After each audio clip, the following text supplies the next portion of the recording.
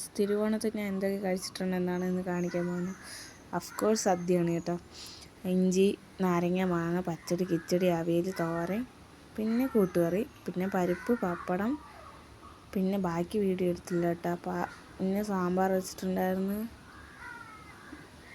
ഇത് പാൽപ്പായസം, ബോളി കിട്ടിയില്ല, പൂന്തിയിൽ അഡ്ജസ്റ്റ് ചെയ്ത്. പിന്നെ മോൾക്ക് സദ്യ വെച്ചെടുത്തു. അവൾ ആദ്യത്തെ തവണ അങ്ങനെ അവളെ ഇരുത്തി.